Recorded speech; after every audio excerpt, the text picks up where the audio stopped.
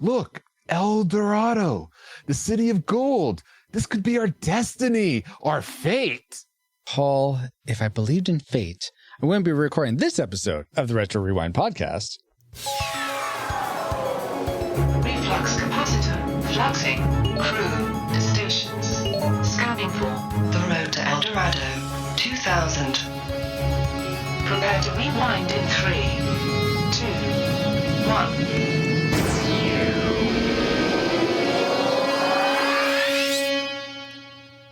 Welcome, Rewinders and new listeners, to the Retro Rewind podcast, where we take a fresh look at movies and games from 15 or more years ago. I'm your captain of the pod, Francisco Ruiz, and I'm joined by your XO and mine, Paul, the master gold stealing interrupter powers. I thought you were going to say gold digging.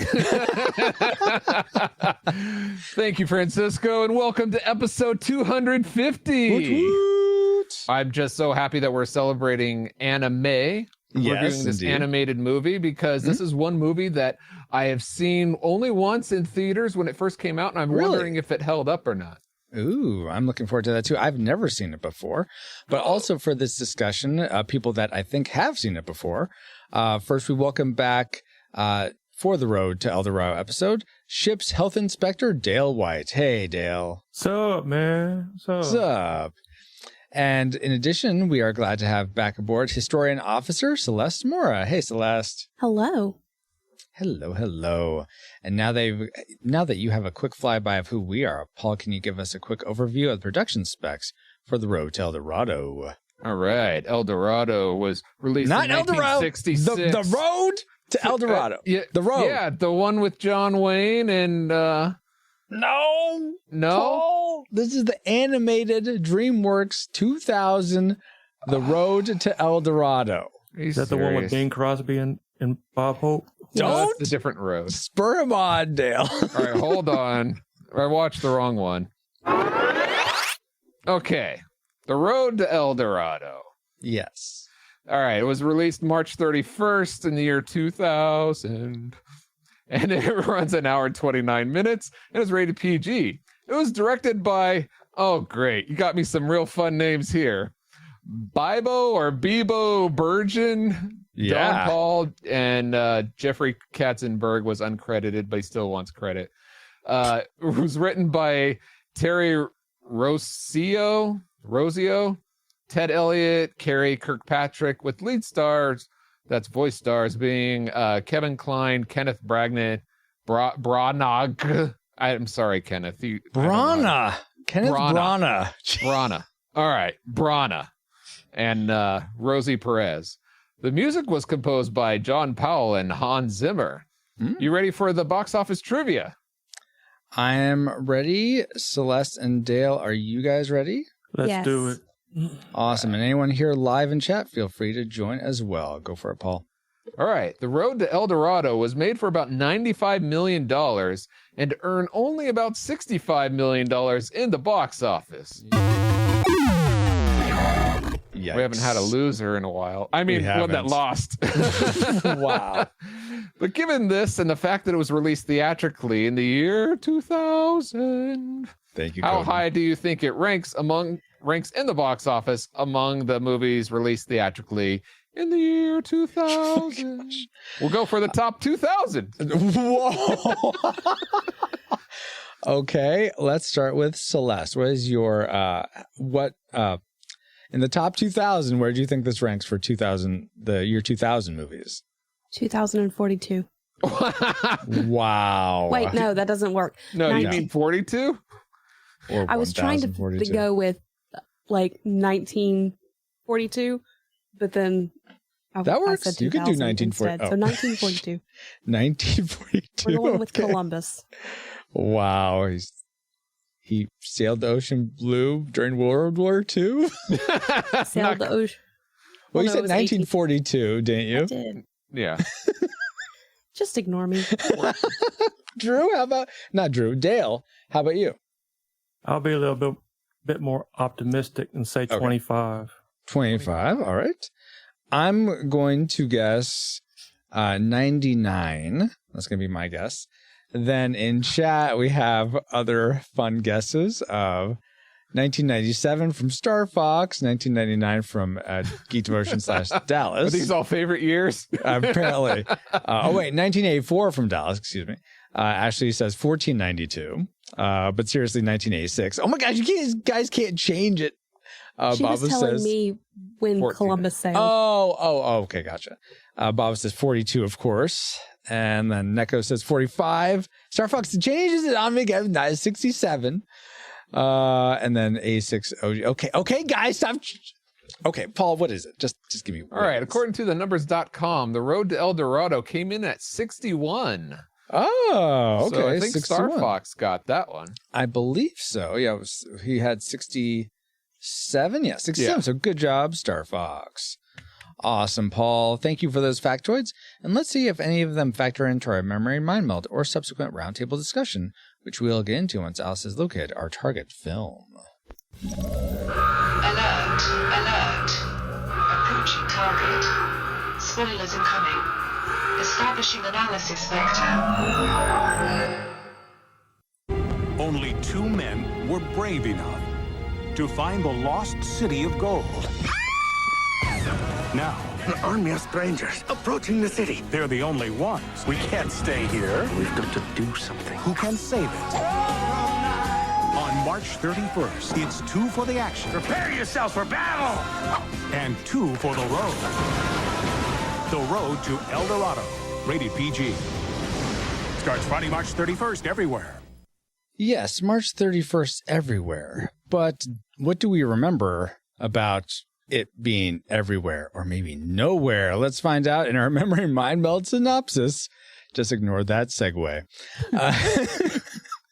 Elton John disappointingly sings throughout the tale of a scientist studying randomology and President Dave, who are 2 thieves who tell them that they can find El Dorado and are surprised when they actually do. But they continue the con as they end up trying to steal all the gold and pose for a meme that has been used for when someone wants to do both. Wow. Both? Yes, both. But in the end, they find something of higher value. I mean, I guess some of that was kind of right, but I'd say on the whole it was deceptive. Definitely deceptive. But based on those memories, as flawed as they were, what rating did they lead you to predict for this film before rewatching it? Classic, nostalgic, or tragic? Let's start with our guests. Celeste, what was your prediction for The Road to El Dorado? I predicted nostalgic. Nostalgic? Are you sure about that? I am. All right. Dale, how about you? Also nostalgic. Also nostalgic. Fine. And let's go to our XO Paul. What was your prediction for El Dorado? Well, when I saw it previously the one time, I enjoyed it, so I predicted classic. All right, that's fair. For me, I like I said, I'd never seen this before. I sort of felt like, I mean, it's DreamWorks animation. They did Prince of Egypt, which I really liked. They've done other animated films. Spirit, Sally and the Cimarron, I thought was good. So I thought, oh, okay, I'll give it a chance. I'll say nostalgic, though I remember seeing the ads for this and having no desire to see it as a kid. I was about to say, that's quite a chance you're giving it. But so I predicted nostalgic. It'll be interesting to see if those predictions come true. But first, let's get into our discussion of the things we liked most about The Road to El Dorado.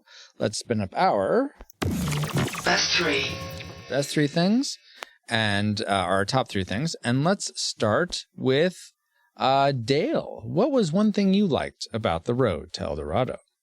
The camaraderie between the 2 main characters, Tullius and Miguel. Mm-hmm, I love the chemistry between the 2 of them. Mm-hmm. I thought Kevin Kline and Kenneth Branagh did a good job of making you believe they were 2 dudes going on an adventure together. And I thought that was the cool thing about it. Absolutely. I had heard that apparently they were in the same sound booth together recording instead of separately, right, which was really cool and probably... I had hoped that was the case. Yeah. So that was really cool. I wonder if that's part of why they had such a good chemistry. Yeah, I would imagine.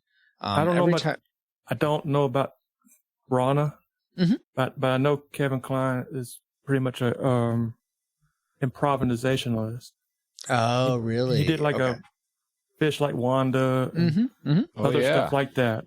Yeah. So this that would be in his motif or his roundhouse, I guess. I don't know. Yeah. His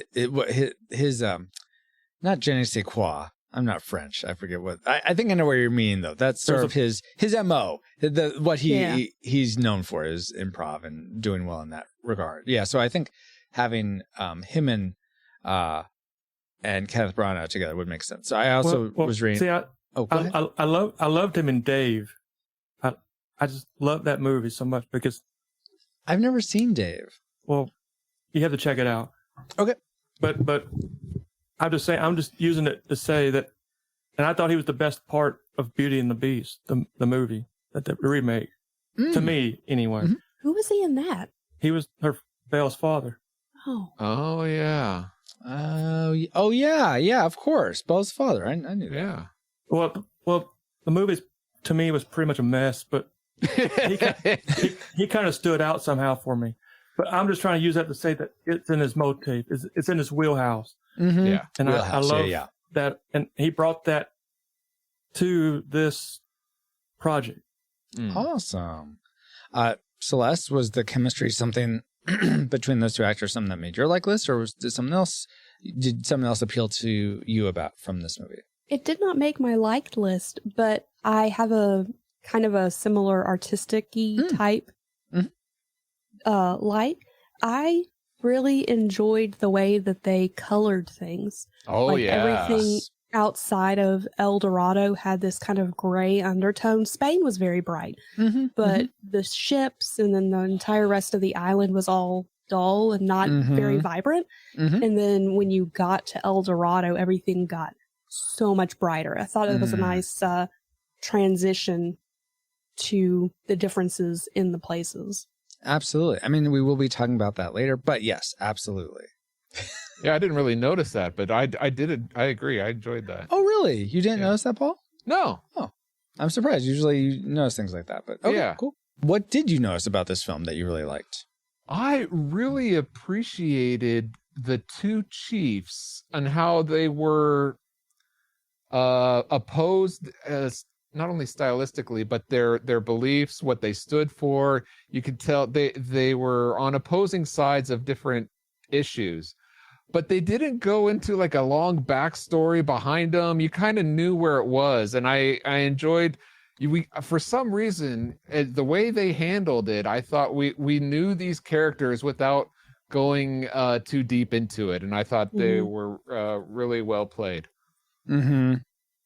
I think they did a good job of using non-vocal cues for that, because like when they were cheating at dice and then they kind of looked at each other and he said that one sentence and they're just like, let's do this. No. I'm talking about the Chiefs, that was played by Armand Arsante and Edward Olmos, the big the big fat peace-loving chief, and then the deranged, violent priest, or if you know the two opposing guys there. They also did a good job with that relationship.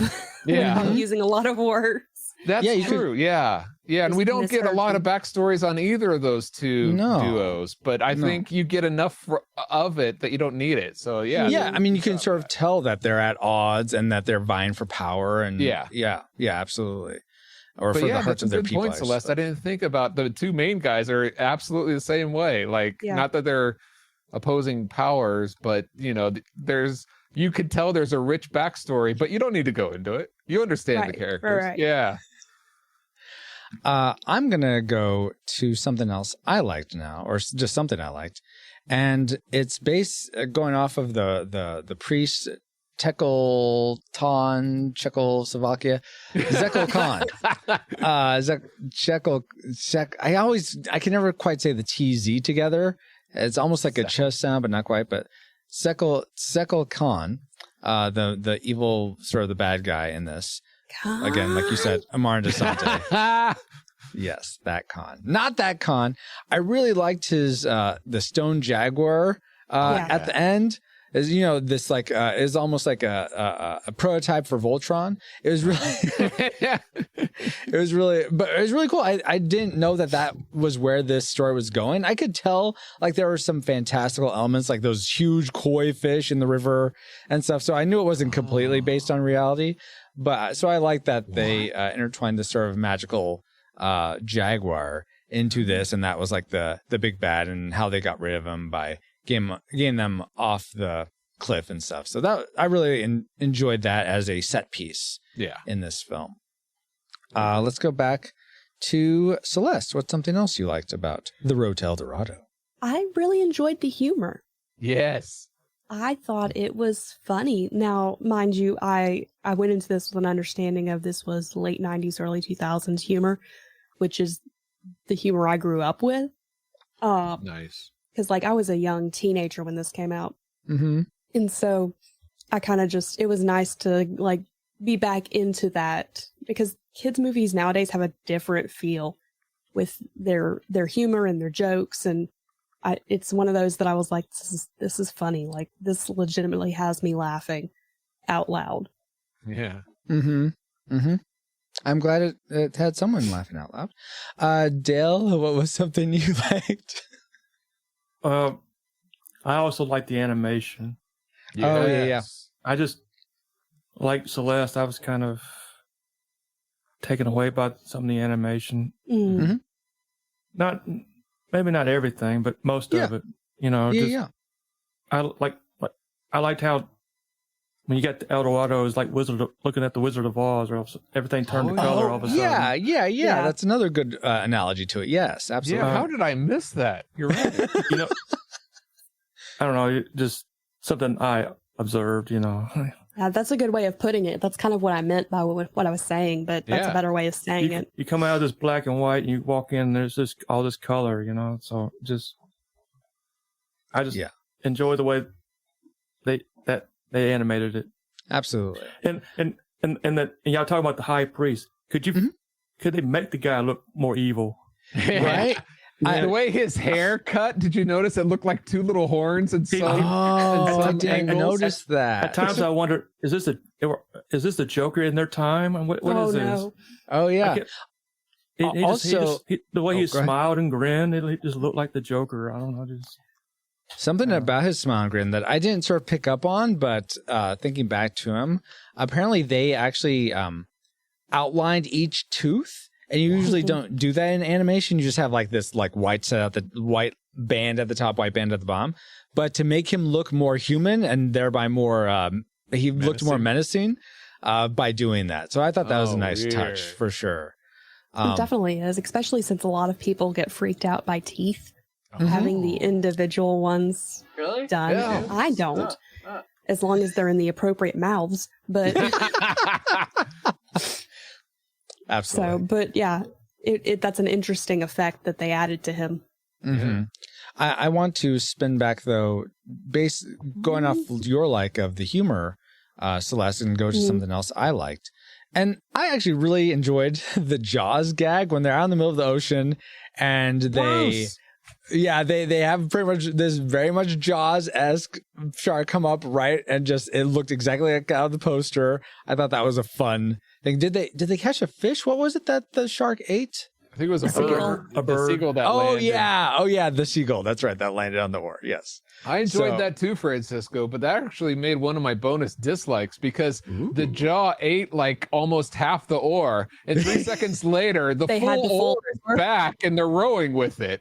So no, well, I don't think that was the oar. I think that was the steerer thing in the back. Yeah, no, it was the oar. Oh, it was. Yeah. Oh, well then, okay, never mind. Because I noticed that too. It's a fun joke. You got to stick and commit. Yeah, Katzenberg. I know you're trying to pay homage to Spielberg, but come on, commit to it. Anyway, that leaves Paul. Before we get to our classic makers, what's one more thing you liked about this film?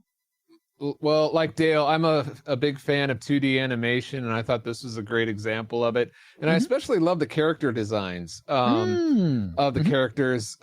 It's hard to come up with a new and interesting way to design humans. Yeah. And now, granted, some of the some of the background characters, like it's like all the females look the same, or it's sometimes all the kids look the same. It's like what's going on here? But for the most part, all the character designs were interesting and really well thought out and really creative and really well done, in my opinion. I do appreciate that the Aztec people, which is what the El Dorado people were based off of. What? They look like I know people that look like that. Oh wow! That have Aztec heritage, like the priest, the large nose, like he does. That's a pretty common feature with someone who has Aztec heritage. Yeah. Nice. Yeah. Can confirm.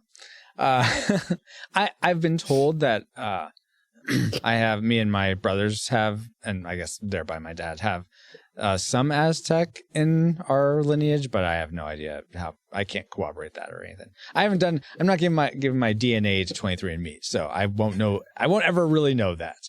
Regardless, I would like to know, and I will find out, your guys' classic makers for The Road to El Dorado.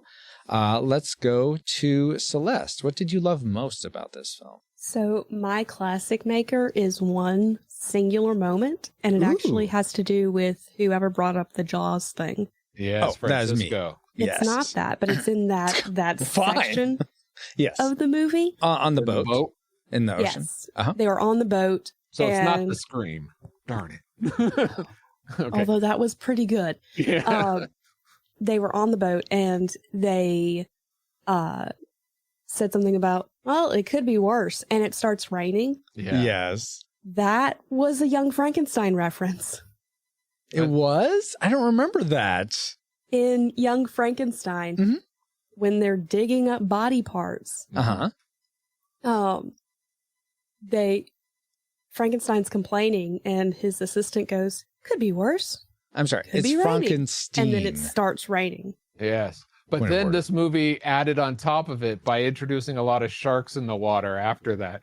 Yes. If there were sharks in the graveyard, I would have problems with Young Frankenstein. And it wouldn't probably be one of my favorites. It's a were shark. Okay. So okay, I'm easy. The fact that, like, I legitimately have been laughing about that joke. The fact that they brought up Young Frankenstein today. I watched it last night. I have been giggling about it all day internally. Aw, that's awesome. Yeah, I definitely enjoy when movies will call back to other properties, even if it's for no reason. It's like the people know that someone will get this, and that's who it's for. So, very, very awesome. Dale, what was your classic maker though? Was it that Young Frankenstein reference or something else? Well, it's more of a majority of your animated movies are usually made for children. Yes, in the mindset of children. Yes, I have this appreciation of this movie. Seemed like it was something that adults could enjoy more than children. It didn't seem like it was made for children in mind. It was made for adults. That's one thing I loved about it. I didn't get it felt like a couple of dudes can just go out and enjoy it and have a laugh and not have to bring kids to it. That's something I enjoyed about it the most. It just, I can just sit there and just in front of the TV and just watch this film, watch this adventure of two dudes going on this adventure, and it's fun for the whole family. Yeah, you bring children along with it, but it didn't feel like it was just made for children, for 7-year-olds, 13-year-olds. In mine, it's just I know when you look at classic animation like Looney Tunes, Tom and Jerry, and all of them, that they're all made for adults. But somehow, some way, as kids, they became pacifiers. Parents sit their kids in front of the TV so they can stay quiet for 2 hours or whatever. So we got some way we got more. So children became the market. Yeah. Yes. But I like in this movie watching it. It just felt like to me it was something that adults could get more out more enjoyment than children. I think I watched it with my nieces once, and they fell asleep on it. and I, so that was my classic maker for the film. Okay. Nice. Awesome. Very cool. Then let's go to Paul. What was your classic maker for Road to El Dorado? My classic maker is actually one of Dale's likes, and that was the chemistry between Kevin Kline and Kenneth Branagh, whatever, Tulio and Miguel. I thought it was great, their banter. I thought it was so great. It made me wonder why they didn't create more movies with these two, like, other adventures, The Road to this and The Road to that. You sort of have an answer to that. Oh, yes, because this movie failed at the box office. Yes, unfortunately. I think it's a great premise for them to build off of. So this is one of those things, these two guys together, where they could make some great direct to home video kind of things, maybe, or at least just between these two characters. I could see that. I think, though, it would have to, really to sell that, for me anyway, it'd have to incorporate my classic maker, which is sort of part and parcel with some of your guys's. Just how beautiful this looks, like the richness of color and the vibrancy, especially in El Dorado. It was just so beautiful and breathtaking, and all the design of the Aztec buildings and pyramids and just, like I said, the vibrancy was just really, really breathtaking. And I feel like any of those shots would be great, like wall art or wallpaper on your computer, whatnot. You see some of it behind me and Paul if you're watching the video. But it's really, really stunning. So well done on the artwork and the art department for the sets, I guess. Are they called sets in animation, Paul, when it's the backgrounds? Background artists? Sure. Background artists, yeah. But, yeah. Okay. Well, then we'll go with that. Then. But that leaves something else I forgot. One more thing I forgot about, because I can never seem to remember these likes, even though it's in the notes, but heaven forbid I forget these things. And that would be, you know what I'm forgetting. Yeah, Stunning and Brave. Stunning and Brave! Wow, Paul, you're on top of it. Each week, hosts Chris Cowan of the Babylon Bee and Nate Henderson of Some Boring Budgeting Job confess their privilege, spotlight stunning social media posts, and fabricate outrage, all while keeping you super woke and enlightened. They will make you laugh. That's right, you have no choice. Check out Stunning and Brave at stunningandbrave.net. Yeah, Nate and Chris are great. But what do they have to do with the Road to El Dorado? Paul, really, they're, white Christian men that are totally have an imperialist background. So, are you saying they carry around loaded dice, like conning people? No, like Cortez, they go to conquer these beautiful tribal people. And I thought you were going to say that Tulio and Miguel were stunning and brave. But were they? I have I also have it on good authority that Chell, the love interest in this, really awakened the adolescence of Chris Cowan. So I believe it. That's the connection. That is the connection. There you go, Paul. Done and done. But how about some trivia about the film? That would be better, especially for Chris's sake. Did you all realize that the series of sequels, this sort of speaks to what you're saying, Paul, the series of sequels featuring Miguel, Tulio, Chell, Altivo, and even the Armadillo going after other legends about gold was planned, similar to like Shrek, had several spin-offs and became a franchise. But following the disappointing box office results, all those sequels and stuff were canceled. Dang it! Yeah, Paul will never get his Miguel and Tulio sequel. But I'm curious, my question to all of you is there a character from any DreamWorks animated film that you would love to see a franchise around? So and if you want to go the CG animated ones, that's fine, but better off if you look up DreamWorks film. I do too, because I legitimately was looking for this on Disney Plus because I didn't realize it wasn't Disney. Oh, wow. Womp, womp. I will go ahead. Thank you, Paul. I will go ahead with mine while you guys are thinking of that.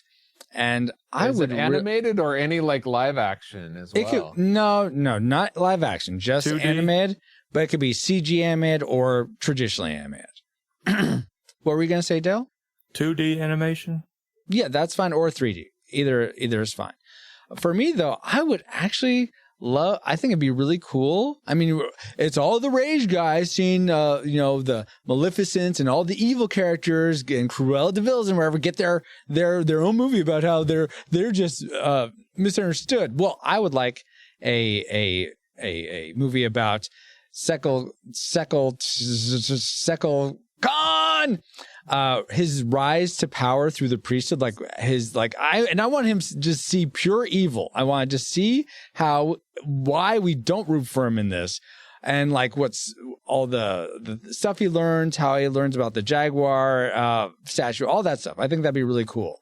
And then to see maybe, and then if that does well, because I know it's going to, we see a sequel where he actually comes back and overthrows the chief, and El Dorado becomes this crazy, horrible place, and then it gets conquered by the Spanish. All right. Well, Mel Gibson made that movie already. Never mind. Well, I would like to see Kung Fu Panda have a bunch of movies and some TV series. Oh, wait. No, wait. That already happened. Yeah. How to Train Your Dragon. That would be cool to have a series in no, wait. They already do. How about Mr. Peabody and Sherman? That would be great to have a cartoon series. Oh, wait. They already did. And then Captain Underpants would be great, I think, as a children's book series. Like that, or even TV. Oh, wait. Never mind. I'm trying to find something that isn't like... I have two. Go ahead, Celeste. Oh, okay. Go for it. She can take one of mine. So I would love to either see a series off of Roddy from Flushed Away. Oh, I'm not familiar with that. Or O from Home. Oh, Another I haven't one I'm seen not- Home. Yeah. I haven't seen Flushed Away. Home is about a little alien named O who comes to Earth Right. and deals with Earth. And so I think watching O deal with Earth would be amusing. Now I know that Disney did that with Stitch, and I don't know how that went, but I'm sure it went horrible. That was a horrible movie. So yes. Continue, please. I haven't seen that one. Stitch. No, I haven't seen the movie called Stitch. That's all. I haven't seen that one either. Yeah. So because all of that was on Disney Channel, cable, but so I just think that those would both provide interesting premises. Oh, okay, cool. Ashley in chat says Jim Parsons from Big Bang Theory voiced O in the movie Home. Oh, okay, cool. I did not know that. Dale, did any come to you? Well, not a particular character, but I would have liked to seen after the Prince of Egypt and Joseph, which other Bible character they would have done next. Oh yeah. Did they do Joseph? Yes, Yeah, it was straight to video. It was straight to video. Oh, But I did enjoy it, and I was, even if it came straight to video, I would have liked to see them continue with that. Yeah. Hanna-Barbera did a good job with their greatest stories ever told. And Yes, I used to love those. I would have loved to see what DreamWorks would have done with those movies. Yeah. If they would continued with it. I we might get more into this next episode when we cover the Prince of Egypt. But part of me feels like I think it'd be amazing if the team that did Prince of Egypt would just animate all the major Bible stories just like that, like come up with. And I know it can't be perfectly to the text to make for a movie, but I'd like to see the Book of Revelation done by them. Yes, that would be fantastic. The Book of Judges would be interesting. Judges, You know, tent spikes through people's heads. Yes, absolutely. An R-rated DreamWorks movie, animated movie. Let's go.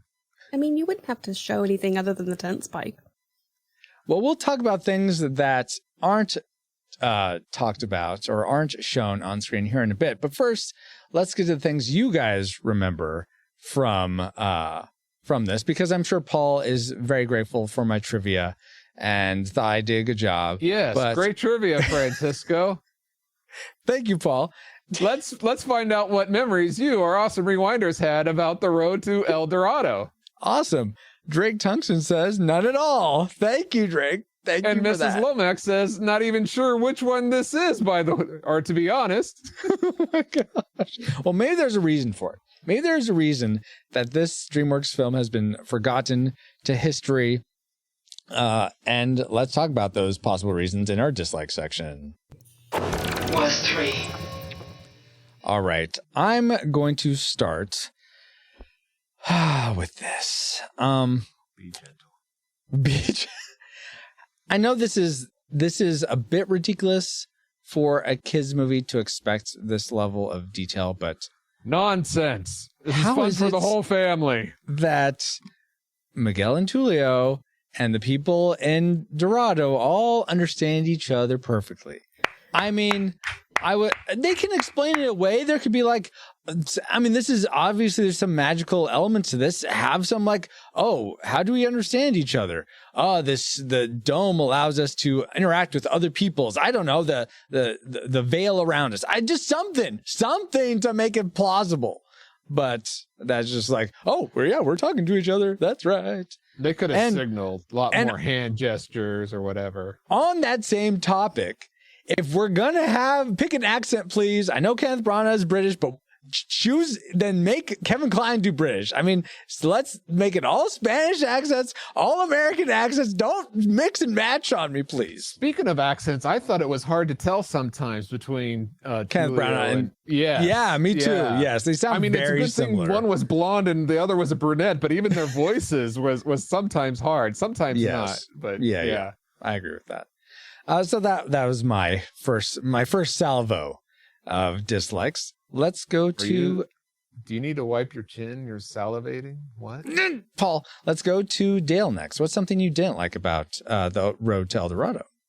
I love the comedy, but I didn't like the we're playing this ball game. Yeah. I thought that might have been a good time for some comedy, but instead we get this kid comedy where the armadillo becomes the ball. Yeah. And I just Yeah. thought that was just, I didn't really. That Get was used by Disney and Warner Brothers way back when. I It was was? disappointed that the ball was a ball and not a head. Ew. That would have been more true to life. Would have been more Yeah. accurate. Yeah. Well, I just thought for something that was my classic maker, that kind of brought it down for me. Yeah. A Yeah. little bit. So that was would be one of my deals. Yeah, I could totally see the comedy. Just It kind of brought it down sometimes, some for me. Yeah, and especially since some of it, I think you're one of the people that spoke to the funny elements of this, Dale. Yes. So I could see how when it landed, but when it didn't, it sort of floundered. Just going back to my point, just real quick. Star Fox in chat says Antonio Banderas and Salma Hayek could have been good voices. I agree with certainly Salma Hayek. I think I would have preferred her to Rosie Perez. Rosie Yeah. Perez. Not that Rosie Perez did a bad I thought job, she did a great job. but apparently they asked Antonio Banderas to voice one of either Miguel or Tulio, but he didn't want to do it for some reason. Oh, that's too bad. Come But- on, and that- Antonio. What are you doing? Playing it, with Madonna and Evita or something? Come on. I mean, really, that would have been perfect because he is a Spaniard. So Yeah. missed opportunity, I guess. But I mean, maybe it's bear off because this obviously flopped at the box office. Regardless, let's go to Paul next. What's something you? Because I haven't talked enough. Yeah, So talk more, Paul. About I your mentioned dislikes. that I love the 2D animation, but unfortunately, they introduced 3D animation, which I think they did a really good job of. Like they used it in the crowds of people, and I couldn't really tell. So they did a really good job of blending that. But when it came to the like the boats and like especially in the barrels and even the nets and just with the 2D animation on top of that, I don't think it really worked well having them both together. I mean, the way they did it in Tarzan, I know some people don't like, but the 3D elements combined, I think it worked a lot better than the way it did here. I just rather they took the time and animated or even traced over the 3D elements and make it look animated rather than having two different styles on top of each other. It I could just see that. took me out. Yeah, I could see that. Did you like the Jaguar though, Paul? Yeah, that the was 3D. Jaguar Okay. I thought was fine, but yeah, Maybe because of the lighting, it was darkly lit. Maybe that helped. and That maybe always because seems it had like dark lines around the stones or something. I don't know. Yeah. Yeah. Go ahead. Celeste. It sounded like you were going to say something real quick. Oh, just that was my next dislike. Oh, well, go for it. Unpack it. The 3D, Unpack. like I understand it was a product of the time, but the 3D animation just didn't work with Right. what they were doing. Agreed. It was too obvious. It wasn't blended in enough. I wonder, I'm trying to think. I mean, you mentioned Tarzan, Paul. I wonder Yes, what other in the 90s. It was before film- this. Yeah, what other films around this time that were blending that maybe All of them did it were. better? No, Yeah. but that did it better. Or They that- still do it I today. don't- They've been doing it for over 20 years now. I don't know if they did the same thing, but Treasure Planet came to mind. Oh yeah. I think they did do some. Well, what I mean is I don't know if it came in the same time. I have It to was look it around up. that time. I'm sorry. I always people like- say Treasure Planet, and I think Titan AE because I haven't seen Treasure Planet, but I have seen you had Titan like AE. Treasure Planet, and you had Atlantis. Treasure Whoa. Planet Oh, came yeah. out 2 years after this one. Oh, I okay. think Atlantis came out the year after. Disney tried to do these dramatic cartoons, if you will. And I don't know if some liked them, some did. So I don't know. But as far as what y'all are talking about, Treasure Planet seems to come to mind with the 3D and the 2D coming together and all that. So Yeah. I thought I'd bring okay. that up. No, thank you. Yeah. It's interesting that it just doesn't seem to fit very well. But anyway, let's go back to Paul with something else you didn't like. All right. This movie's called The Road to El Dorado. And it's not really a road. It's more like a bunch of water until you get to the land. And then that road, once you get to the land, it's this like a really- 5-minute montage that's over by a song of this road to El Dorado. Most of the movie takes place in El Dorado. So I don't know why. I guess they had to distinguish themselves from the other 200 IMDb listings of Dorado. But speaking of the songs and the montage there, for me personally, the songs in this entire film did not work. I don't think it made the movie better at all. I think it would have been better without it, each and every one of them. And so I'll stop looking at my list.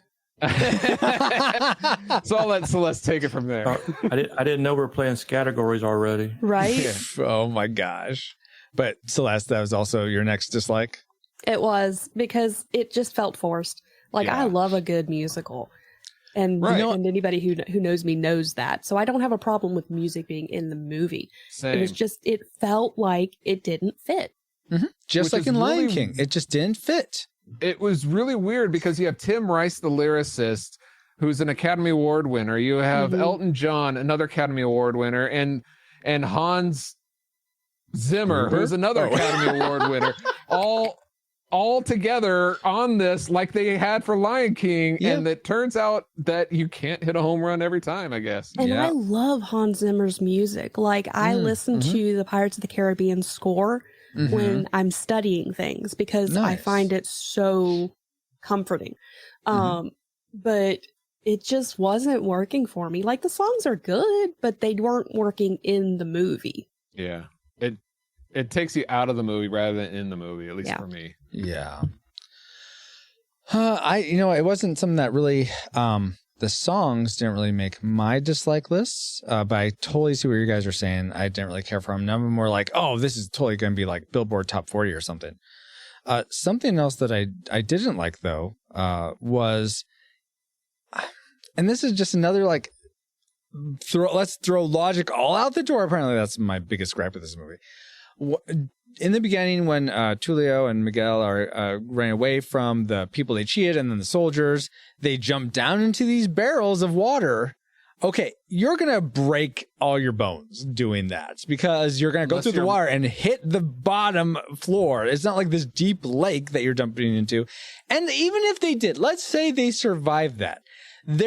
I don't see them there. I don't see a bunch of water splashing out of that. So they're going to drown in the water that's in those barrels. So you're wrong in all these fronts is what I'm trying to say. So Unless you're Molly Brown.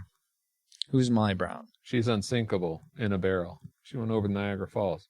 in a barrel. That she didn't jump into the barrel from 20 feet and then go into Niagara Falls, did she? You don't know. Why don't you go take this time machine and go find out? Well, Oh, you're wait. also not taking into account it wasn't water. It was pickle juice. How'd you know that? Ew. Because they said, anybody want a pickle? Yeah. When they opened Oh. See, that made it more. So, it's like you're resting in a cushion buoyancy. of vinegar. Yeah. Sure.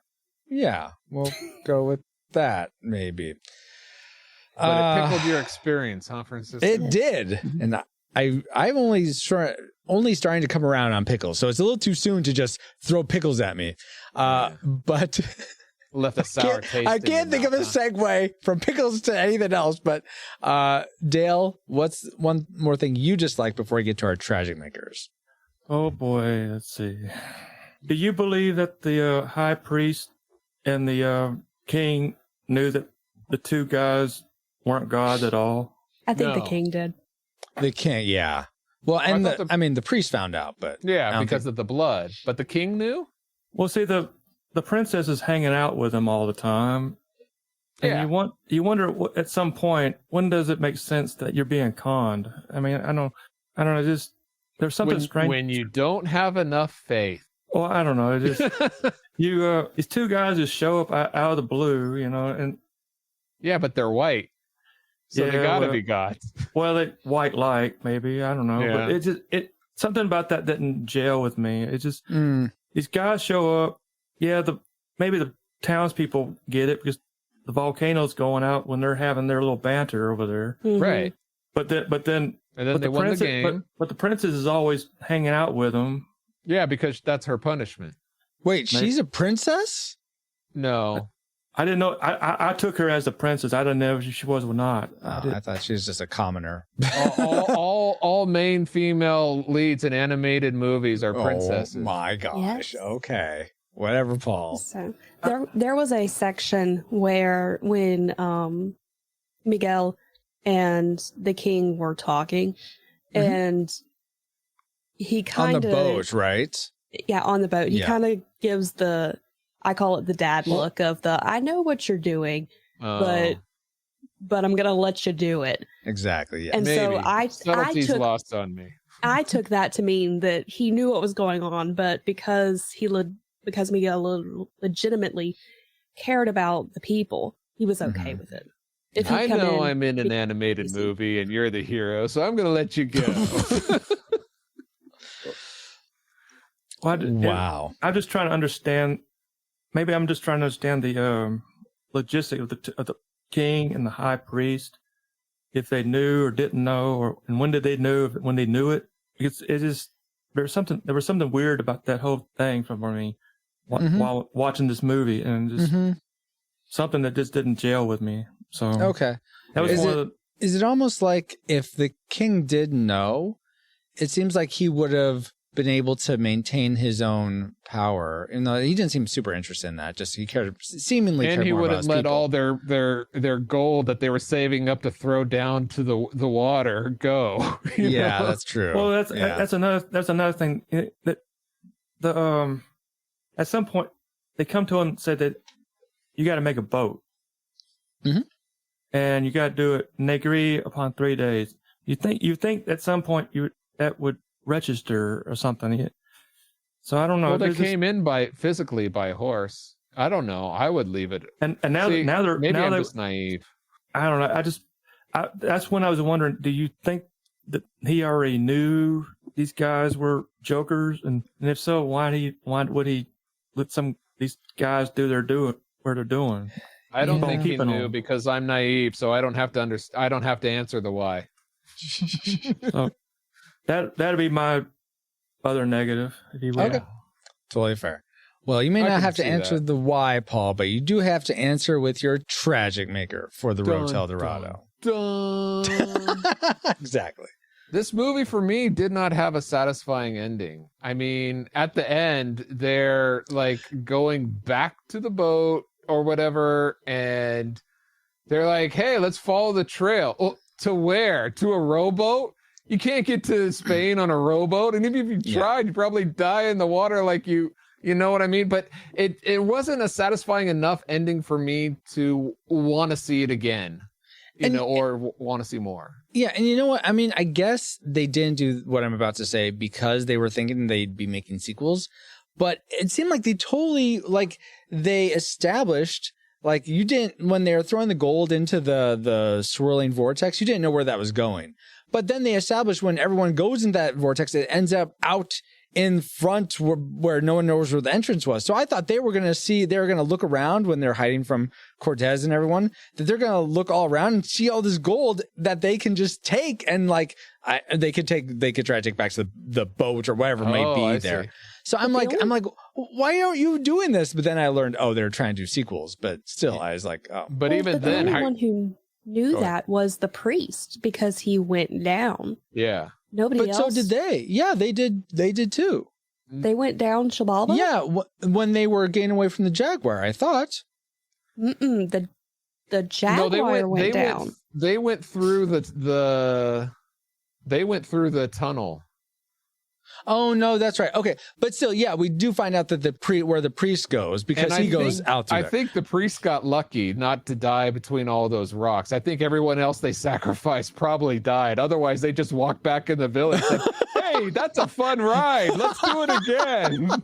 Didn't go to the spirit world. Let's try one more time. Okay, well, I still think they were in a different spot from where he. I just feel like they could have found gold there. Like all of the gold they tossed in, some of it would have ended up there. I think Emperor Cusco should go in and set up his water slide theme park right there.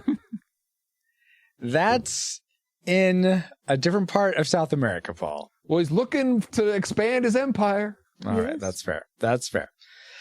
Okay, let's expand from Paul's Tragic Maker to Celeste's Tragic Maker. What did you hate most about this film, Celeste? So there is a scene where they are singing. Oh, yes. More with the songs. More with the songs. You mean the two main guy with about being a god? Is that the one where it gets all trippy and it almost looks like a Beatles music video? Yeah. Oh, yeah. That's weird. That scene, I'm like, this does not fit. I thought that was one of the better songs. Legitimately one of the better songs, but the scenery that went with the song, it just was not gelling. It got weird. It got all, I don't know. Like it looked like something out of the 70s, which it didn't match. The tone did not match the rest of the film. Yeah. And it's not so much that of what it was, but it's the fact it didn't fit. It felt like somebody was like, hey, let's throw in something psychedelic. And you're like, what? Why? Who was doing drugs? Dude, you got to try it.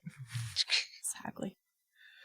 Yeah, I can totally agree with you there, Celeste. That wasn't my Tragic Maker by any means, but yeah, it seemed like there were things in this film that just didn't seem to fit. That's because it's tough to be a god. That's the name of the song. Yeah. But, okay. Ha ha ha ha ha. It's tough to make a good joke. Sorry, folks. Dale, why don't we go to you next? What was the toughest thing about this film for you to swallow? You're a Tragic Maker, if you will. One of y'all's dislikes became my classic Tragic Maker. Yeah. Oh, like one of our likes became our Tragic Maker, or no, a dislike became dislike. Boosted up to tragic. I love me some Elton John, man. Yeah. Mm-hmm. You can name. I've listened many of his songs, and I love many of them. I love his work in The Lion King. Mm-hmm. Mm-hmm. I thought that was classic. Yeah.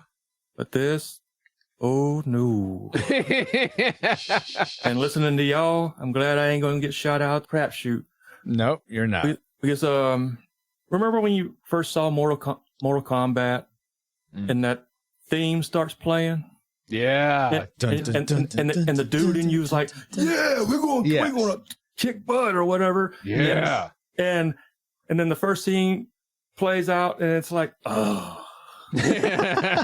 Such a disappointment. Yeah. Well, that's how I felt when I saw this. When that music starts playing and that Dreamworks icon comes up, I'm like, yeah, we're going to get into this. We're going to have a good time. And then it's like, that's how and throughout the movie, and like I said, I enjoy most of the movie, but when he starts singing, that's when I was like, Yeah. So you're saying, I felt like they were served as bumper music, yeah, bumpers yeah. from scene to scene. Yeah. Yeah. And when I used to watch, sorry, I'm about to take y'all back for a little bit. All that's right. On a time machine. When you watch Sesame Street, they said that those cartoons or whatever, the in-betweens were commercials. Yeah. That's what I felt like the songs were.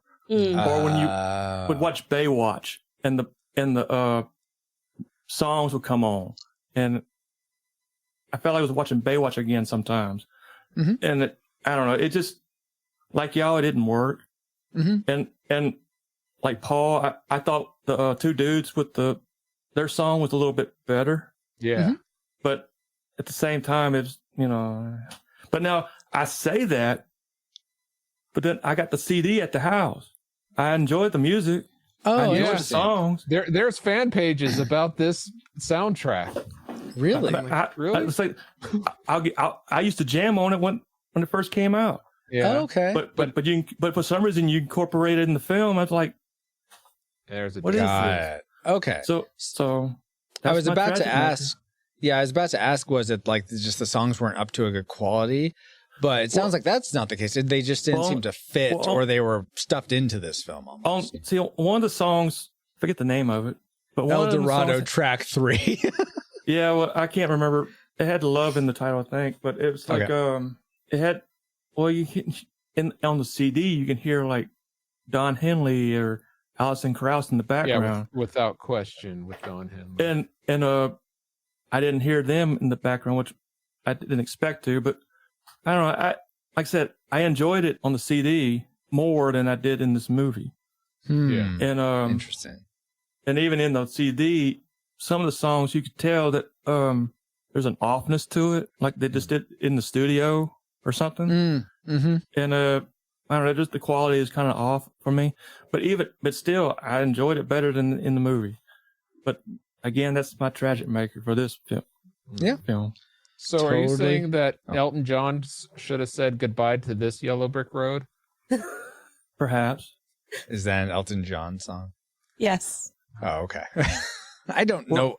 I know Rocket Man and Piano Man. That's about it. Well, see, Piano Man's Billy Joel. I know Rocket Man. At this time, it seemed like every project he did, whether musically or in the movies, he was going to retire. Yeah. They always mysteriously came back to do something. And I think it was money. Yeah. Well, yeah, that might be. So let's see. The thing for me though that didn't fit the most was actually, and this sort of flies in the face of one of your likes, Dale. You were talking about how you felt like this wasn't made so much for kids. It was made more for teens and adults, I think is how you said it. And I guess in some aspects in the humor, I would agree with you. That was a nice thing. But for me, the part that just diminished it for me was Chell and Tulio's off-camera makeout session. That coupled with the character design of Chell, I just felt like caused this degree of over-sexualization that wasn't needed in a film like this. I didn't see the purpose of it. I mean, I guess have one or the other, but it Not just... both. Both? It felt... Both is good. Yeah, okay. To me, it just felt like this doesn't seem to fit the tone. I mean, I guess similar to the whole psychedelic part, it just did not seem to fit the tone of this. I think you could have done fine with just them having like small kisses or just like, I don't know. Even the back scratching part was a bit too. I felt like that was just Wait, tipping. were you the one that said that you had a problem with Nala and the Lion King having that lusty look? I don't think I had a problem with it, but maybe I forget. It's been a while since we did that episode. But yeah, just something about that and the Elton John music mixed together. No, I think for a movie that I think that your main audience for a movie like this is kids, whether or not you like that. shoehorned music into it. Exactly. Songs. I feel like if you're going to make a grown-up animated film, awesome. Anime does it all the time. I'm not against like animation with adult themes, but then don't try to just like shotgun make, hit everyone, like kids and adults similarly. Like have a focus and then try to build off that. And I felt like they were trying to hit too many demographics with this. So that was my tragic maker for The Road to El Dorado. But now that we've entered all our trajectories into the firing computer, Alice, do you have a firing solution for us? Firing solution complete. Rating salvo at the ready. On your mark. Good. We now have salvo authority. Yes, we do. Wait, no, we don't. Dang it. Salvo at the ready. Ah! You admit it? No, I don't. It was a mistake, a slip up, you might say. But our final reigns are not a slip up, but maybe this movie slipped it up big. We'll see. It's time for the moment of truth. Do we rate The Road to El Dorado a classic? We'd recommend anyone go see this movie, whether or not they've seen it before. A nostalgic, it's worth watching again if you saw it as a kid and enjoyed it. Yeah, definitely relive those past memories. But if you've never seen it before, just sidestep this. Or do we rate it a tragic? It's not worth anyone's time today. If you've never seen it before, keep it that way. And if you haven't seen it, and if you have seen it before, don't sully those memories with a rewatch. So let's start with our guests. Let's start with Celeste. What was your final reign for The Road to El Dorado? You predicted nostalgic. What did it end up being? I'm going to stick with nostalgic. Even though it has become such a part of pop culture with the memes and the GIFs that come off of it. Which are great. Which are great and very applicable. I use the both one often. You and me both. Exactly. Both. Oh my gosh. But I don't think that it's one of those that I would show anybody who hasn't seen it unless they really want to watch it. Mm-hmm. Like, Totally it's fair. not terrible. I probably will rewatch it at some point, but I'm not going to go, oh my gosh, somebody has to watch this. Very fair. And Dale, how about you? You also predicted nostalgic. What was your final reign? I'd stick to my nostalgic. Despite the negatives, I still feel it's an enjoyable movie. The camaraderie between the two main characters, Tullius and Miguel, are the heroes of the film to me. It just Kevin Kline and Brana helped that along. So that's so nostalgic. Okay. Very, very fair. Brana. Paul? That's how it's like bra, B-R-A is pronounced bra, and nah, N-A-H is pronounced nah, so it's brana. Okay, there we go. Sorry. I'm there with you now. No. All right. And Paul, now that you've clued us now that you've been clued into Brana, how about you clue us into your final reign? You predicted classic, but what did it end up being? This went down for me. Unlike Celeste, I probably will not watch this again. Just because I really enjoyed the humor in it, and like I said, the camaraderie, but I was disappointed that it didn't hold up for me. But So that tragic. being All right. said, No, you that's don't have almost to like say. You don't have to say anything else. I'll put down tragic for you. That's I fine. didn't say that because Didn't say there what? are people that do What enjoy didn't you it. say? And for those people that enjoy it, I would say, yeah. I think it's a great testament for 2D animation. That's that's true. Those parts that are not pasted onto 3D animation, but and like I said, the camaraderie between the two main characters based on that, I'm going to give it a nostalgic. Although I personally wouldn't watch it again. All right. Well, that's fair. Well, you know what? I don't want you to have a draw, sir. Like you. That's not why. What? What do you mean? How do you know what I'm going to rate it? There's no way you could know.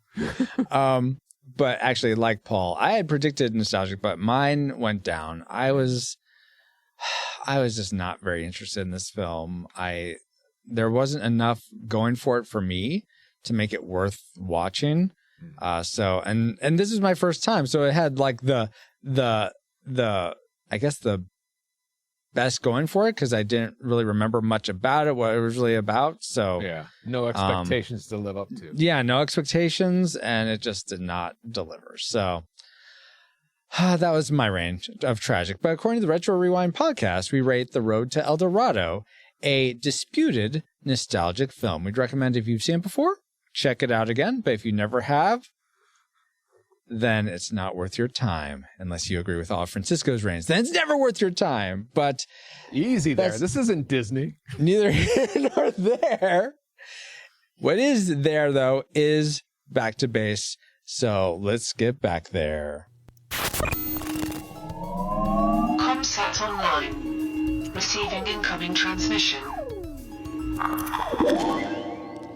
Feels good to be back, but we wouldn't have been able to travel back to 2000, the year 2000, to begin with if it weren't for our amazing reflux capacitors, namely Jared Holzhauer, Deborah Powers, Brian Keane, Patrick Hicks, LJ Lowry, Chris Count, Geek Devotions. Oh, you're right here! Woohoo! The Untold Podcast, James Caniston, Drew of the Cellcast, Ashley Cronenberg, Pastor Dewson, Kennethan, Redeemed Otaku, That's Our Babu, Josh Adams, Dee Tungsten, Andy Lewis, Jeff, The Dapper Man Reviews, Tony from the Retro Jays, Mr. Lost, Daryl Hafner, Rosie, in addition to 7 other awesome patrons as well. 20XX! Oh yeah, you didn't do 20XX. You didn't set it up. So but I had to throw it in there somewhere. Yeah. Thank you all so much for keeping the gigawatts coming so we can return to 20XX. Yes. And if you want to help keep us flying for as little as $1 a month and get bonus content for your generosity, head over to retrorewindpodcast.com/support to start. This stream is sponsored by PaulJPowers.com. And while we're thanking people, we also want to give a big, I was about to say golden hug, I guess would be the best way to say Sure, we'll go an with El that. Dorado hug, which means the Wow. golden. A hug to Dale White and Celeste Moore for supporting us with their reviews and thoughts on the movie The Road to El Dorado. Mm-hmm. So I'd like to start alphabetically. So let's start with Dale. Sorry, no ladies going first here. Dale, where can people C find you? come before Alphabetical? D? Huh? Doesn't That's C not come before alphabetical. D? Dang it. You're absolutely right. I was, for some reason, I was thinking more of the last name. Sorry. Oh, but usually you go with first name, so. Yes. But my I- first name's still, or my last name is still before Oh, yeah. alphabetically. No, I was thinking, there's, anyway, more comes after Dale for some reason. I don't guess know. less D comes after Dale, but anyway. All right, you know what? Fine, we'll do it your way. Let's go ladies first. We Celeste, don't have to. where can people find you online? Is there anything cool you got going on that people should know about? They can find me online at the Geek Devotions Network because we have so much that offshoots from Geek Devotions, such as YouTube, Twitch, podcasts, so many podcasts. We actually have a new podcast that is starting next week, Woohoo! which you can find on the We Read, allegedly, feed. It's on its own feed, and we review books. What's Is there a amazing about website Geek for it? Devotions is that they have a new podcast starting every week. So no matter when you listen to this, there will be a new podcast to listen to. Yes. Exactly. No, we're yes. stopping it at the 3 Uh-huh. Sure. Okay. Sure. that we yeah. run. Not that we're in, but that we run. Oh, understood. Yeah. Ah, There's a gotcha. difference. Gotcha. All right. And Dale, where can people find you online? Is there anything cool you got going on? I don't have anything cool going on, but you can find me usually hanging out on Devoted Geek Life on Facebook or Mhm. hanging with y'all when Francisco streams. Indeed, indeed. Always fun having you part of the streams. Dale, and thank you so much, Dale and Celeste and Paul and all you rewinders, new or old, for being a part of this awesome journey. And thank you. You can find me, pauljpowers.com, online, where I have all my social media links. You can go to pauljpowers.com. Yeah, pauljpowers.com. Oh, .com. Okay. And you can Yes. find me, Francisco, on our Discord for show announcements or just to say hi. Join us there for a conversation and also to share your memories of these films during our feedback section. Join it at retrorewindpodcast.com/discord. Cue Nathan. This podcast is a proud member of Culture Box, a curated collection of podcasts, videos, and articles that will provide you a balanced meal of content. You will find culture celebrated for its past and future, satirized for its extremes, explored in study, and created anew in story. Point your web browser to culturebox.media.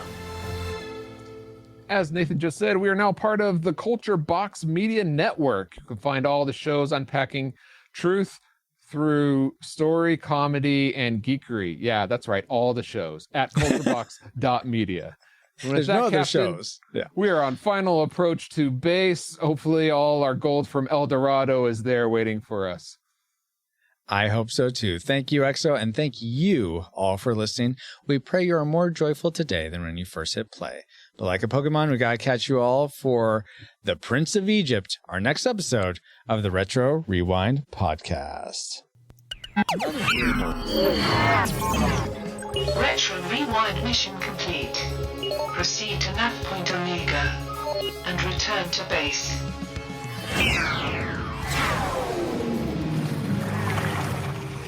Tulia, did you ever imagine it would end like this? The horse is a surprise. You know what else has horses?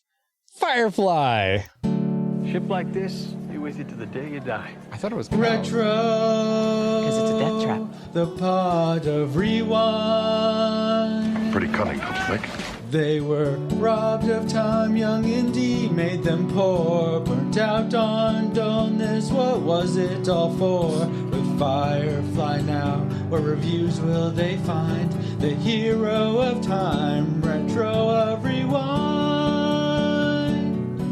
We gotta go to the crappy town where I'm a hero. That's right. Celeste can't hold it in. Thank you, Celeste. Let it fly. Oh, I'm dead. Time for another sort of hard burn into Firefly, where we're reviewing every episode of the TV series leading up to our Christmas episode this year of the movie Serenity. Paul, will you tell us which episode of this show we covered this time? Absolutely. This time we reviewed episode 5, which is entitled Safe, and was first broadcasted November 8th in the year 2002. Ooh. And 2002. Oh, okay. Yeah. I was like, I don't think this came out in 2000. Can you try to give a plot synopsis in one sentence, Captain? I will do my best. Simon and River, the two fugitives that are hanging out on Serenity, get kidnapped by these hill people, and they accuse River of being a witch, but the rest of the Serenity crew swoop in at the last minute to save them. I love my captain. That's good. I'm glad you love your captain, Kaylee. But let's go around real quick and say if we... So actually, I'm curious, for Celeste and Dale, have you both seen Firefly before, or is this your first experience with this property? Let's start with Celeste. I love this property. Awesome. And Dale? This is my first time, man. Oh, really? Okay. Did you watch any of the other episodes, or this was your first episode? It was just this one. Oh, okay. no. Oh, interesting. Well, that'll be interesting to hear your take on it then. Yeah. But me and Paul have, of course, seen this before, and we're going through. Well, Paul, you haven't seen all of it. Is this one of the episodes that you had not seen before? No clue. It's been so long. I don't remember it. So. All right. Well, let's go around real quick and just say that our favorite thing, our classic maker for this episode. And let's start with Dale. Since this was fresh to you, what did you like about this? I like that was different. It's different than like watching Star Trek. Mm. Oh, okay. Definitely. For someone who I haven't yet figured out what's going on, it's kind of different. So Yes. So instead of people looking like they're actually from the year they are, I feel like I'm watching Little House on the Prairie on a spaceship. Yeah. So it's, I don't know. So that's kind of new to me. Very cool. Okay, so it's just a different. It was sort of surprising. I'm wondering why Star-Lord looks like Charles Ingalls. So it's just That's a great parallel. Star-Lord. You know, Peter Quill.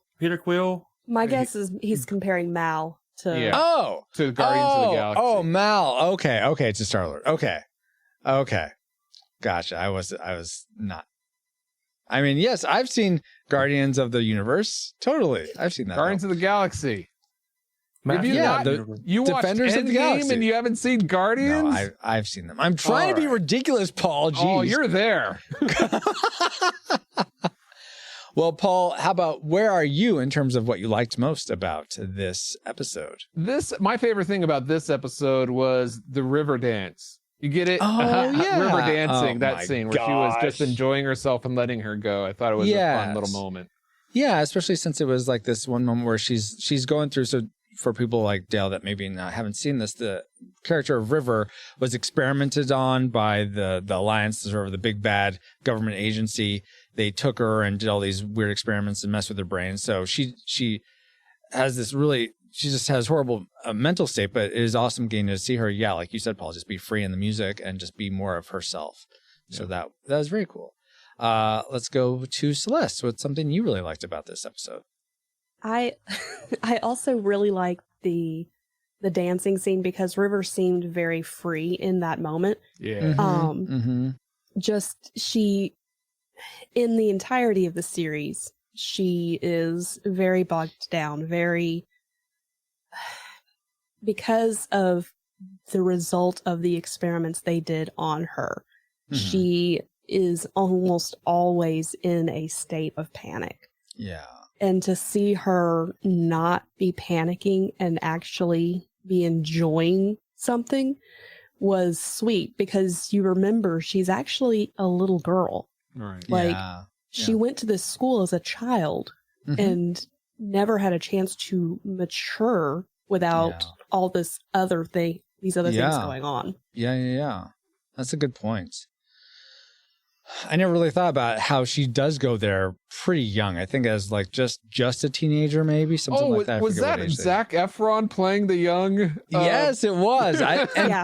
That goes right into the thing I liked, Paul, and I really enjoyed that you get to see River and Simon as kids and their interactions with their parents. It's a young Zac Efron, yeah. And with young Zac Efron playing young Simon, yes. But I especially love the juxtaposition of, as you see them, like his dad and mom seem like they care about their kids. Mainly, I think it's interesting. So I'm gonna get on a tangent here. But for those that maybe aren't aware, Firefly Universe, the creators have talked about how essentially the alliance is if the United States and China merged, like had a war and became one. Not at all similar to current geopolitical climate at all. Anyway, so that's sort of why there's Asian influence and Western influence in Solid Kashmir and why they speak Chinese sometimes, all that. But it's interesting how I know there's like China had a one-child policy and a lot of them favored males, and it seemed to be consistent here where they're like caring a lot about Simon, but they don't really seem to give much care about River. And so as you see that, it's interesting because then you see how Mal cares about them, not because they're necessarily his kids or anything, but just because they're part of the crew. They're that family. And so I love that that he comes back for them and saves them, and they can be safe on Serenity, as opposed to they couldn't really be safe with their family because their family just cared about how they look to the government and their influence in with their friends and stuff. So I just really like that that opposing sort of view, if you could call it that. But that's the thing I liked. Paul, did you tell us the thing you liked about this episode? Yeah, the river dance. Oh yeah, the river dance. That's right. Well, let's dance on over to the things we didn't like about this episode of Firefly. Let's go with Celeste first this time. I don't have anything. No, you had to give us something. This is one of my favorite episodes. Oh, really? This one? I love the entire series is one of my favorite series. Yeah. Like I absolutely love it. And so I have a hard time finding something I dislike about it because I'm so nostalgic for it. That's fair. Then in lieu of that, since unlike me and Paul, who are going to be on each one of these, tell us which episode is your least favorite of the series. If you have one. If you have one. That one where that other guy's in the ship? Actually, the one where the bounty hunter is on the ship. Yes, that's the one I was thinking. Yeah. I don't like that one much either. Yeah. Because they take everybody out of it. Uh-huh. And it's just Mal. And so while I appreciate the storyline of that episode, it's not my favorite because part of my favorite thing of the series as a whole is the banter, the sarcasm and the jokes and the things that go on. Yeah. So if you don't have the other people, you don't have that ensemble. Yes. Yeah. Very good. Dale, what's something you didn't like about this? I know I'm very curious about your experience, given this is your first time in this universe. Well, maybe it's just me trying to understand what's going on. But when the lady discovers or believes she's sitting in front of a witch. Oh, yeah. She tells the townsfolk and the guy that assumes the big preacher of the house or whatever he was. The patriarch of the community, yeah. He starts out like real nice and gentle, but yet he's quick to hang her as soon as or put her up to stake, you know. I guess that might have been one of the ones I didn't, like I said, it might just be me not understanding what's going on, but just that kind of threw me, I guess. Yeah. I'll go to the thing I didn't like so much about this episode was that I felt like, I mean, it's kind of similar to what you were saying, Celeste, that there was this fracturing of the crew. They weren't like together, working together throughout most of it. There's still this sort of divisiveness between Mal and Simon, which for people like Dale that haven't seen much of this show so far, they're very much at odds. But I feel like this episode really is the one that sort of mends them together because he's like, you're on my crew. That's why you're back. That's why we came for you. But more so than that, usually shows like this are very one-sided and like showing like, oh, you know, those people that are Christians, they're all fundamentalists and they're crazy. They're just like, everyone's a witch. And I would say that would be really annoying, except they have the character of Book, which is very much a preacher, and we never really learn about his past, which is annoying, but this sort of gives us a glimpse that he has maybe a government past of some sort. But I really, I don't like that. And I will say, I looked it up. The thing she's quoting, the only part of it that is in the Bible is the part that says, do not suffer a sorceress in most translations, but a witch in the King James to live. That is in there. In I forget which one it was. If it is Leviticus or it's probably Leviticus or maybe Deuteronomy also. But so that is in there. Exodus 22:18. Okay, it was Exodus. Never mind. But the rest of it was not. That was all just made up whole cloth. So you need Book in that community is who you really need. Anyway, I've digressed so much. Paul, why don't you tell us the thing you didn't like about this episode? You touched on so many things. It was hard for me to figure out which way you were going because you started off what I thought you were going to say, which was also my worst thing. My tragic maker about this is Mal saying, "Oh, well, you're part of the crew. We're not going to leave you behind." Well, then why'd you leave them behind in the first place? It's like because they had to get Shepard alive. Oh yeah. Well, you found him pretty quickly and easily when you went back to look for him, rather than, hey, you know what? Let's circle the planet real quick or something to see nearby, rather than going all the way back from the previous episode for those people that didn't watch to see. Yeah. And then he comes back. Oh, just in the nick of time. That's convenient, you know.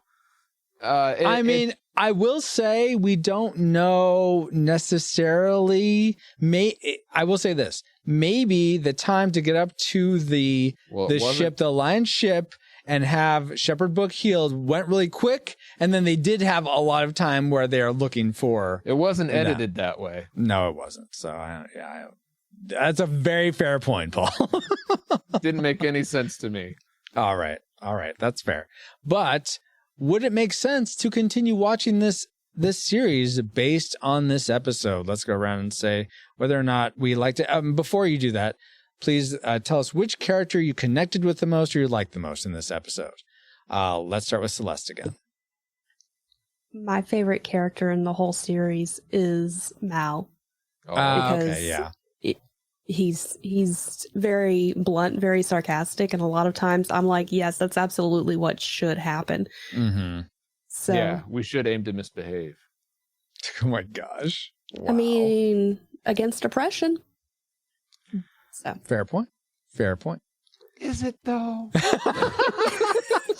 a discussion for another day. Or maybe in the spiritual speculation. And would you continue watching this based on this episode, Celeste? Yes. Okay. Awesome.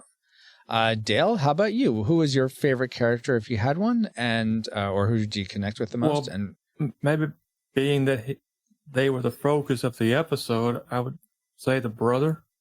Or Simon? Simon, yeah. Yeah. I think I connected with him more because, like I say, he was the focal point of most of the episode. Totally. And when the woman that they were sheltered with, they called out the sister as the witch. He's trying to protect her. I connected with the brother. Yeah. I have a sister, and I can sort of relate. Trying to help. I remember helping my sister out a lot. Yeah. With things, trying to understand things, and so in some ways, I kind of connected with him at that level. Absolutely, yeah. So, based on watching just this episode, though, would you want to continue the series, or maybe start from the beginning, or are you like? Well, I would have to start from the beginning to see so I can see what's going on. Appropriate order. Exactly, and apparently, Celeste and Dallas have it, so borrow it from that. Well, I watched it on Tubi. Oh, okay, Tubi. Cool. So I got that. So, but it's just. I remember when it was advertised on Fox. And sometimes I wonder if the way everybody talks about it, if it would have excelled if it went syndication. Yeah, I think so. Okay, Fox didn't want it anymore. If it went syndication, you had all these Andromeda and Babylon 5 going. Right. Would it, or if Sci-Fi would have picked it up? I mean, I think if Sci-Fi had picked it up, it could have gone a lot further. But I definitely think that you're right. It could have, because the biggest issue was that it wasn't that the people weren't fans. It was that the people that were the test, like the judge audience of the ones they were basing off of whether to keep it or not, were very confused. And that was also partially because they aired it out of order. Yep. Right. And they kept switching the day it aired on. Yeah. So it made it hard for anybody to actually keep track of it. Exactly. It's very serialized. Well, actually no, I think it runs a good line of being unserialized and episodic, but on the whole it's serialized for sure. Yeah. All right. Paul, would you, oh my gosh. Who was the character you connected with the most, and would you keep watching? If you didn't have to. The person that I connected to with most this time for me was Kaylee. Especially in the shop where she liked the plate and then she wanted to give it to Simon, and Simon just completely trashed the plate without knowing that she wanted to give it to him. If I have or in the past, if I've had a crush on someone and I was like, oh, I'd like to give them this, and then they trash talk it, I would be of the mind oh, okay, whatever, this person's awesome, so sure, that's fine. But I really appreciate her wherewithal to reason out that says, oh, if you don't like this, then you must not like the this lifestyle and the people like basically like me. And she basically took it, analyzed it with clarity, and tried to move on. And that is very inspiring. Is that the right word? But for me, it's like, I wish I could be that integritous. What's the right word? True to being integrated, like have integrity, that type of integrity. But I'm not sure if that's the word you're looking for. Right. But anyway, wherewithal or strength of mind. That strength of mind that she had at that moment was inspiring to me the most of this episode. So that's my favorite person for this episode. Awesome. And would you keep watching? I'm on the fence. Based on this episode, I may not. It's one of the ones that I don't like as much. Maybe because I found it didn't make sense, some of it, like why they were leaving and why they came back for them. And I understand, like, oh yeah, these people need a doctor, just like there was another episode like, oh, these people need medicine. So it's kind of, I understand that. It's just, I'm like, I don't know, maybe it just wasn't fun to watch, like them accusing River of being a witch and such. I don't know. Yeah, that wasn't. I agree. For me, I actually really liked Zoe in this episode. I really appreciated how she was telling like Shepherd Book when he's like really on death's door. Like he's like, where's the doctor? He's like, we don't call him for the big stuff. It's like just doing some really good dialogue of not like lying to him, but also not like trying to keep his spirits up. And also how he, I really love her a line with her back and forth with Mel when they do find the Simon River. Is like, he's like, what does that make us? Big D heroes, ain't we just? I love that. I like a lot of her dialogue throughout this. It's just, I don't know. I feel like she's such a good sort of, what would you call it? Someone who's just very, very, not quite stoic, but very solid compared to Mal. Can be a bit, I mean, he could be a bit crazy sometimes. Yeah. I think he certainly after the war, he's much more subdued, but, he's a lot more risk taking, whereas she's risk averse, and I think they just play off steady. Yes, thank you, Ashley. Yeah, she's more steady, and I just really like how they play off each other.